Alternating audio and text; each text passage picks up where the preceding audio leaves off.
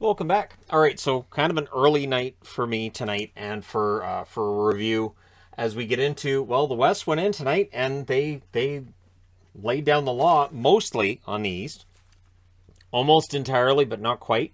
And then we get into the other board where things are unpredictable and one-sided.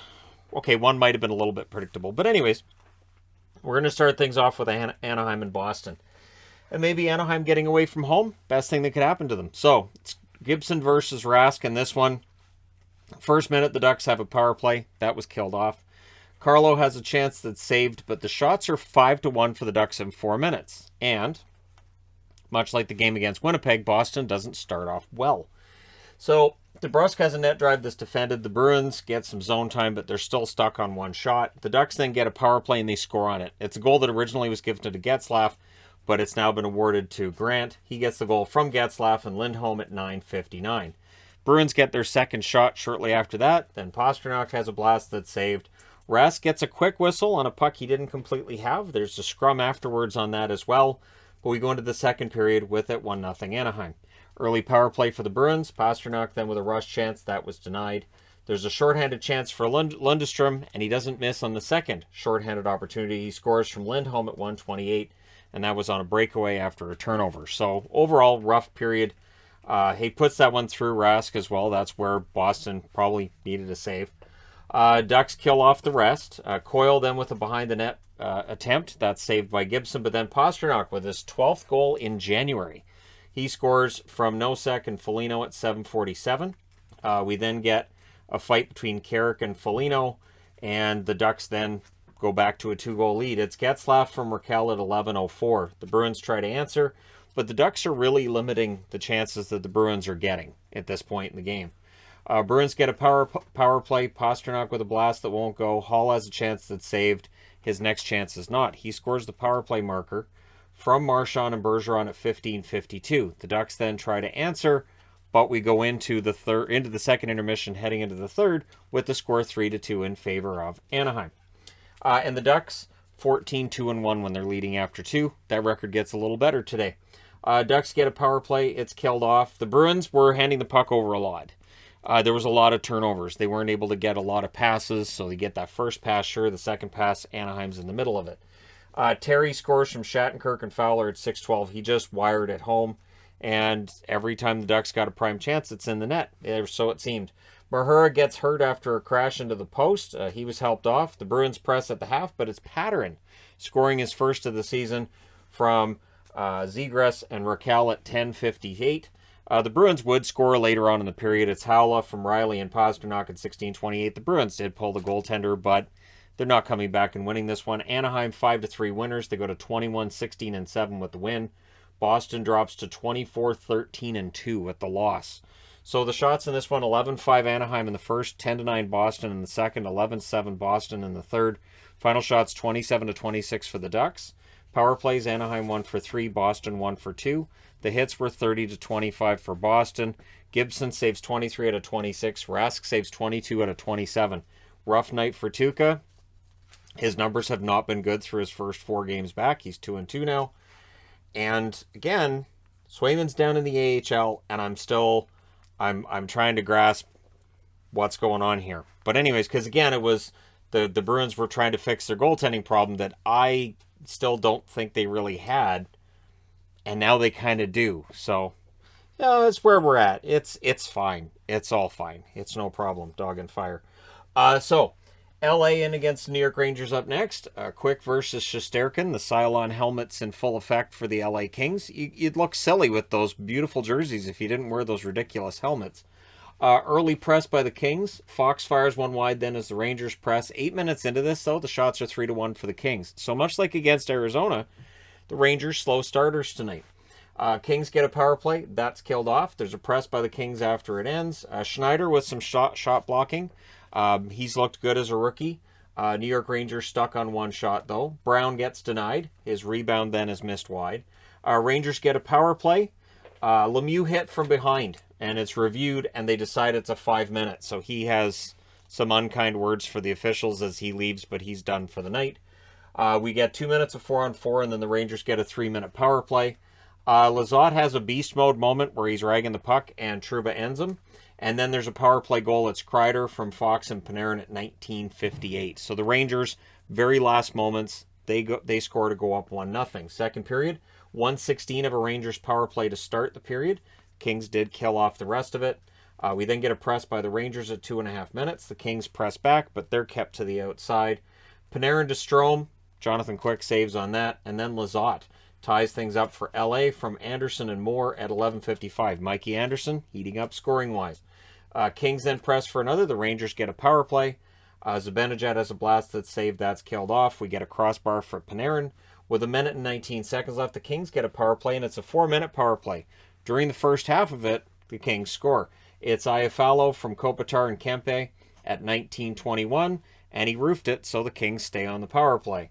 That rolls over into the third, where the Rangers finish the kill, but they're down 2-1 against the Kings now. Lizotte has a rush chance that's saved. Quick denies Zibanejad. Iafallo has a shot that's saved and held onto. The Rangers get a power play. There's a shorthanded chance for Moore. That's saved. Key save right there by Shesterkin. It's killed off. And the Kings get a power play. It is unsuccessful. Barclay Goodrow ties it. Makes it 2-2 from Panarin and Strome at 14:15. And then the Rangers are looking for the lead from that point on. With 1:14 left, the Rangers draw a power play as well. So they call a timeout because they want to figure this out. They don't score before the period's out, and then the overtime happens. The Rangers control on the faceoff. Panarin's denied. The Kings kill it off by clearing it, and so it's 4-on-4. Goudreau fires one high. Danault has a shot that's saved. Gauthier with a net crash. He can't score. There were 0 whistles in the overtime. So we go to the shootout. Kopitar scores in round 3 to put the Kings ahead, but Panarin answers in round 3 as well to keep it tied. Byfield scores in round 5, and Lafreniere also scores in round 5. And then in round 6, Adam Fox with the winner. And so the Rangers win a tough one, 3-2 over the Kings. The Kings drop to 21-16-6. The Rangers 28-11-4. The Kings and the Ducks almost have the exact same record. The Ducks 1 point ahead now. So the shots in this one, 11-3, LA in the first. Again, the Rangers have got to start better in these games. Shots are 12 apiece in the second, 11-10 LA in the third, and in the overtime 5-2 for the Rangers. Final shots are 36-30 for the Kings. Power plays, LA 1 for 4, Rangers 1 for 5. Both teams had 26 hits. Quick saves 28 out of 30. Shesterkin saves 34 out of 36. Both goalies played pretty darn well. So, moving along. Dallas in against Philadelphia. In what was a very fast New York Islanders type game. It was just fast. There really wasn't a lot for me to discuss with this game. It's Ottinger versus Hart. Ottinger really needed a bounce back. He had a couple of rough games. Tonight was that bounce back. Keith Yandle, game 964. He has now tied Doug Jarvis. They play again tomorrow. He will break the Doug Jarvis record. The question I then have is, Yandle, who's put up some points, but he's also put up kind of a scary plus-minus on the wrong side of things for Philly. Does he end up being a healthy scratch not long after he's broken the record, or is there going to be pressure on the Flyers to just keep him in the lineup no matter what? It's a discussion we've had over the last couple of years when it comes to Yandle, what his place should be in the lineup, and we'll see if that continues beyond him breaking the Doug Jarvis record. And especially considering that Phil Kessel's close. So do you then have to keep putting him in the lineup because Kessel's going to end up passing him if you don't? So Lawton Kentberry won early. The shots are 3-0 Dallas at the 5-minute mark. Flyers just kept missing the net. They had rush chances. They just kept missing the net, which makes things easier for Ottinger. He's sharp, and then he can go, I would have saved that. Yeah, sure. Pavelski had a rush chance that goes wide, but late in the period, Rope Hintz opens the scoring from Robertson at 17:46. And it was a breakaway on a turnover. Really nice pass by Robertson. Nice goal by Hintz. 1-0 Dallas. 10 of the last 12 games now, the Flyers have allowed the first goal. It is not a recipe for success. Take it from a Canuck fan. Ristolainen fires one wide as the Flyers press, but we go into the second period with the game score being 1-0 for Dallas. Second period, Atkinson has a net drive. That's defended. 9 minutes into the period, the shots are 5-3 for the Stars. And again, when all of these games are on, I'm like, okay, there's this to talk about with this game. There's this to talk about, and there really wasn't much to talk about with this game until Provorov scores from Braun and Konechny at 12:06. And it goes in off Klingberg. And, the commentary on this, I was kind of like, where it was almost like Klingberg intentionally put it in, and then there was Keith Jones basically saying, well, when you want to be traded out of somewhere, you can have these lapses. It was just a bad play by Klingberg. And this one thing that I don't like during games is to speculate that, well, he made a bad play, but he's probably distracted because it's a bridge too far. I can only go with what I see on the ice. What I saw there was a boneheaded play by Klingberg. So Sagan then with a floater that saved and held on to. Hanley with a net feed that wouldn't go, but the Stars were pressing. Robertson with a backhand that saved. The Flyers press, but they're being kept to the outside. The McEwen blast one high. And this game was already in the second intermission, well ahead of the other three that started at the same time. So this was a much faster game, and it's 1-1 after 2. Third period, early press by the Stars. Sagan has a shot that's blocked. Radulov was denied. He has no puck luck right now at all. Game was still at 0 penalties, which is part of the reason why this game's so fast, which again reminds me of Islanders games. So Damiani with a rush chance that saved. Things get scrappy after. If they were going to give a penalty, it would have been on that play. When they didn't, they're not giving out a penalty in this game. JVR has a shot that saved and held. Peterson has a shot on a rush that saved. The shots are 5-3 for the Stars at 7 minutes. So again, Dallas gets out to a fast start in each period, and then they hold on to it. Klingberg has a blast that saved as the Stars press. There's more scrumminess going on and no penalties coming out of it. None. Nobody had a penalty minute tonight. Peterson then breaks the tie from Radulov and Suter at 16:35. So with 2:35 left, the Flyers pull the goaltender. And the empty net goal is Pavelski at 18:23 for Dallas. And then after they've got the insurance goal, Glendening had a rush chance that was saved, but Dallas wins this one 3-1. They go to 21-16-2. Philadelphia 13-21-8. So again, Dallas wins a game on the road. It wasn't the prettiest game, but they win it. So they've got back-to-back-to-back wins on the road now. The shots in this one do favor Dallas all the way through. 10-7 in the first, 13-10 in the second, 13-11 in the third. Final shots 36-28 for Dallas. No power plays in the game. Hits were 28-26 for Philadelphia. Ottinger saves 27 out of 28, and Carter Hart saves 33 out of 35. The last thing that is a problem right now for the Flyers is Carter Hart. Everything else has fallen apart, but Carter Hart's still making saves. So there we go. Next up, last on this board, is Vegas in against the Washington Capitals. And really, the scoring in these games was pretty quiet compared to what I've been seeing recently, right? At least it felt that way. It's Leonard versus Vanacek in this one. The Caps press at 2.5 minutes. The shots are 2-1 for Vegas at 5 minutes, and it felt like a Vegas game, like they were controlling it. Just keep the Capitals away from your net. Make sure they don't have any really good opportunities. Backstrom couldn't bury one at the net. There's a power play for Vegas. Stevenson's shot was blocked, and that power play's killed off. Caps then get a power play themselves. An aggressive penalty kill prevents it from setting up. Orlov has a blast that saved. That power play's killed off. So we're scoreless after the first. We go to the second period.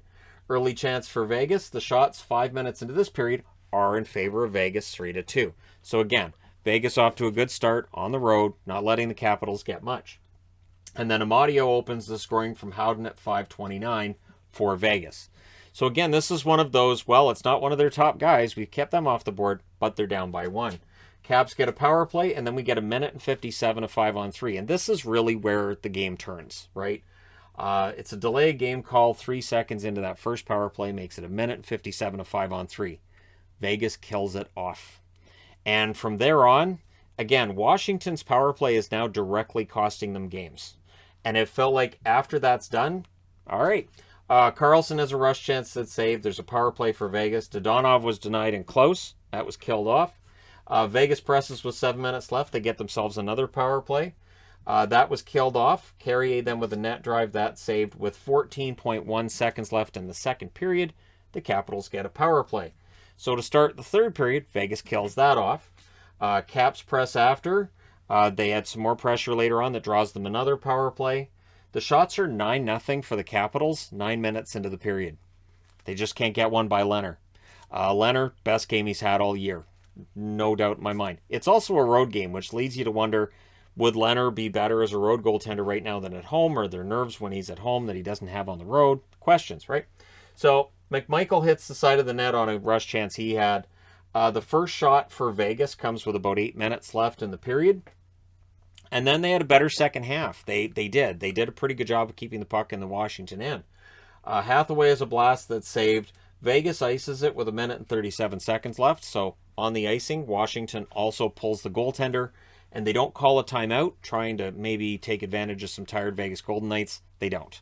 Your final score is 1-0 for Vegas. They go to 25-15-2 with the win. Washington continues to have these setbacks. They're 23-11-9 now on the season. They will be glad to see that Boston lost as well, of course, but for Washington, as tough as the Metro is, I don't think you want to be one of the wild cards and having to play one of the top teams in the East this year, but yeah, Washington's had a tough time. The shots in this one, 9-7 Vegas in the first, 14-13 Vegas in the second, 14-6 Washington in the third. Final shots, 34-29 for the goal for Capitals over the Golden Knights. Power plays, Vegas 0 for 4, Washington 0 for 5. Like I said, that power play is now costing them wins. Hits 32-22 for Washington. Leonard saves all 34 shots for the first shutout of the season for Vegas and Leonard. Vanacek, 28 saves on 29 shots. He was excellent, just didn't have any goal support. Now I need to change boards. You know, I even gave the rabbits pieces of lettuce so you guys wouldn't hear them skittering during the review. They did it anyways. So lettuce probably giving them more energy. All right, let's talk about Minnesota at home against the Montreal Canadiens. So Minnesota, there's no mercy in this game. There's just none. It's Primo versus Talbot. Talbot would not finish the game, may not be feeling 100%. Primo wouldn't finish the game, probably a mercy pull. Anyways, Hoffman scores on the first shot from Dauphin Petrie at 1:23.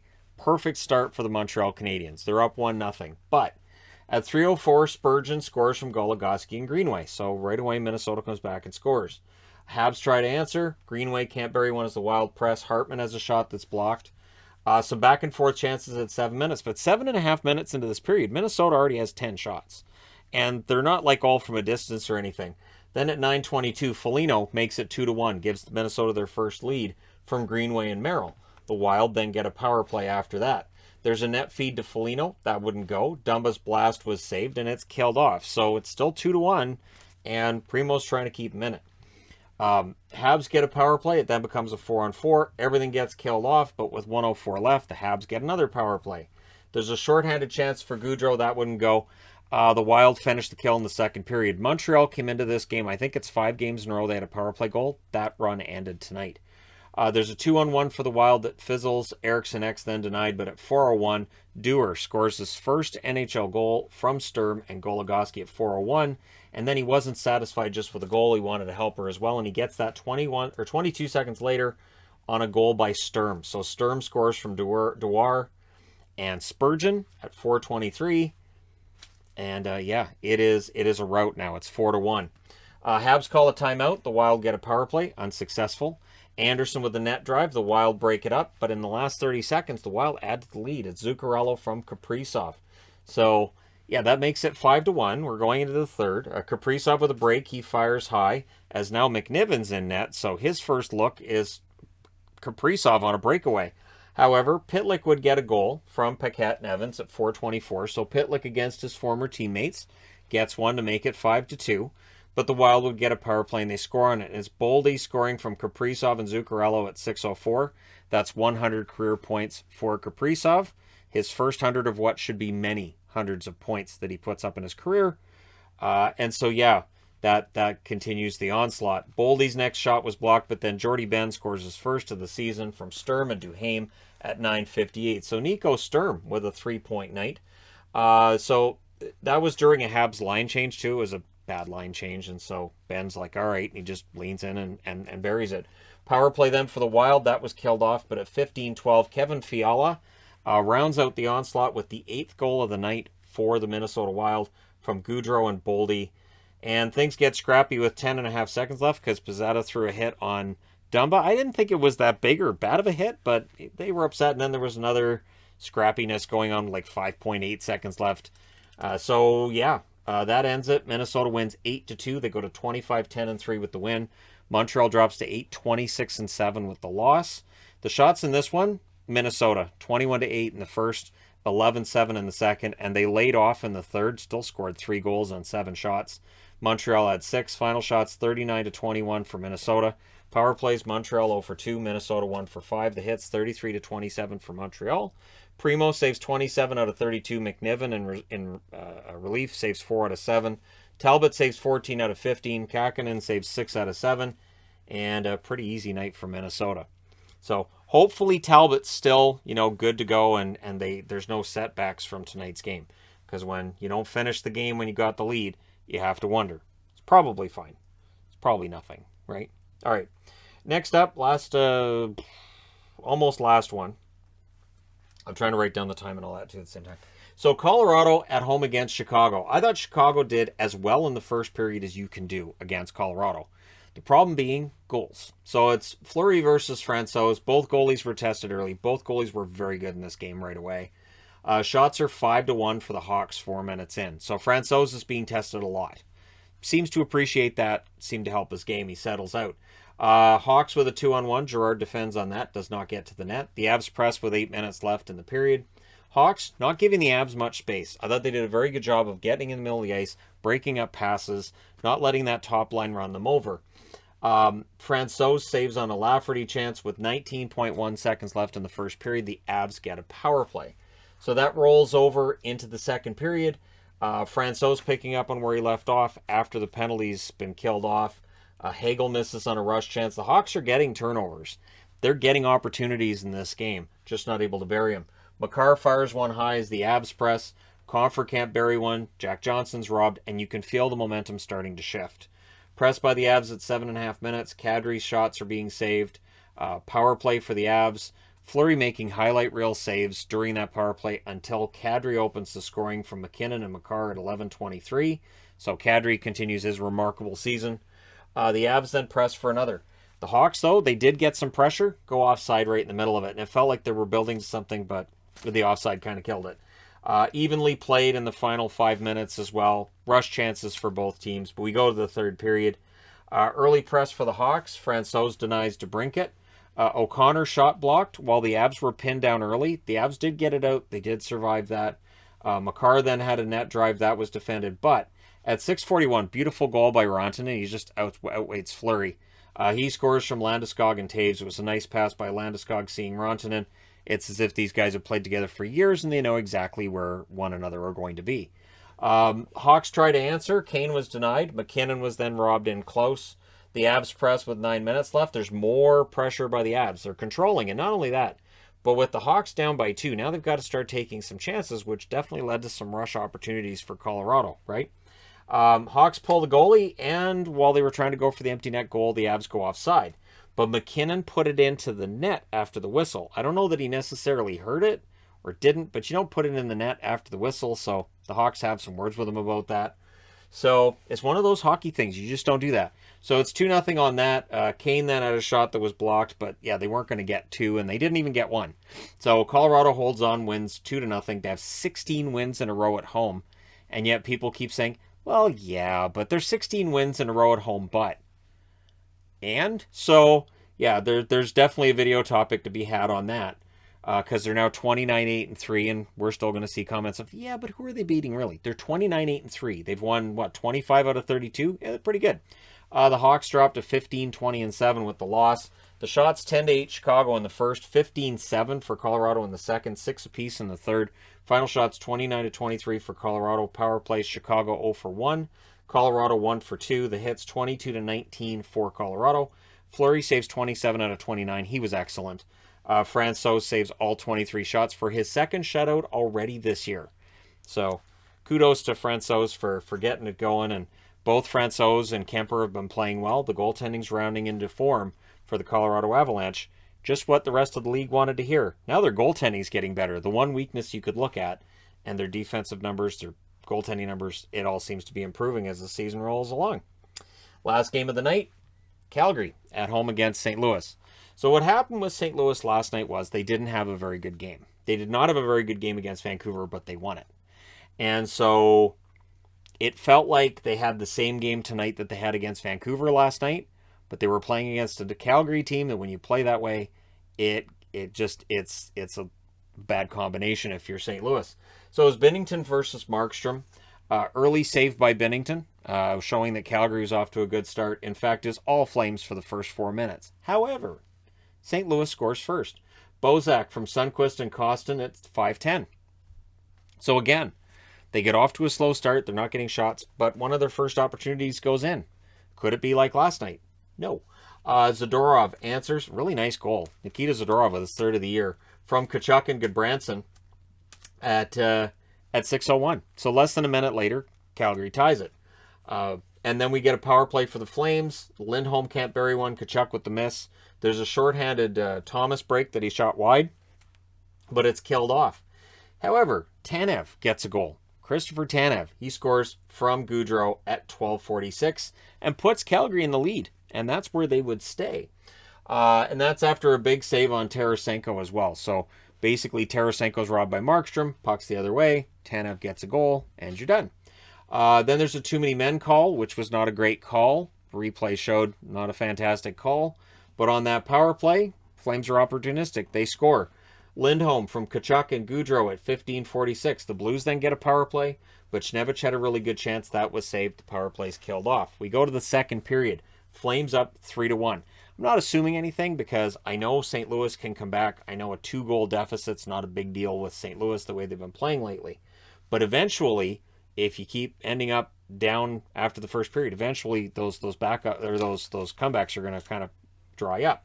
So Gaudreau with an early blast, that's saved and held. The Flames get a power play and they score on it. It's Monahan from Tkachuk and Anderson at 3:24. The Blues call a timeout because they're down 4-1. I got to figure this out. Dubé has a shot that's saved as the Flames want more. Flames go back to the power play. There's a shorthanded chance for Kyrou. That deflects out. St. Louis did kill that off. Blues were really out of sorts, though. A few shots, hard time basically making passes connect. It was kind of a tough watch because, again, last night they got away with that against Vancouver, and tonight they just couldn't get away with it. Coleman then adds another from Backlund and Lewis at 14:11. Gaudreau has a net drive that wouldn't go, but then on the same shift, Ruzicka scores from Tkachuk and Gaudreau at 16:09. It was a great three-way pass. No chance for Binnington on that one. Then at 19:36, Gaudreau scores to go with all of his helpers from Tkachuk and Zadorov at 19:36. So that's 1, 2, 3, 4, 5, 6, 7-1 Calgary after 2 periods. Third period, Husso starts the third. Let the debate about the goaltending really commence in St. Louis now. Binnington, not a great night. Husso comes in the third, looks pretty good. Backlund with an early chance, that's saved. The Flames press at 2 minutes. Mangiapane ends up hitting a post. Flames get a power play. Markstrom was sharp on a shorthanded rush chance for Buchnevich. Blues get a power play. Perron's denied. The power play's killed off. And the Flames hold that 6-goal lead the whole way through in the third to win 7-1. They go to 19-12-6. So Calgary, one of those teams below the playoff line that's, pushing. Dallas is pushing as well. We'll see how that shakes out, right? For the Blues, it's a tough loss. They go to 25-12-5 with the loss. The shots in this one favor Calgary throughout. 17-7 in the first, 18-2 in the second. So while the argument can be made about Binnington this or Binnington that, they had 2 shots and they allowed 18. You can't do that. And then they're outshot 13-12 in the third. Final shots 48-21 for Calgary. Power plays, St. Louis 0 for 2, Calgary 2 for 5. The hits were 16-13 for St. Louis. Binnington, 28 saves on 35 shots. Not a good night for him. Husso saves all 13 shots in relief. Markstrom saves 20 out of 21. So that divergence of the stats between Husso and Binnington, tonight's result is going to make that even more of a dramatic shift between the two goaltenders. So, you're all caught up. Let me know your thoughts in the comment section below regarding tonight's games. Don't forget to hit like and subscribe if you're browsing your way through. You just happened upon this video. Thank you guys so much for watching, for all your support. I will talk to you again soon.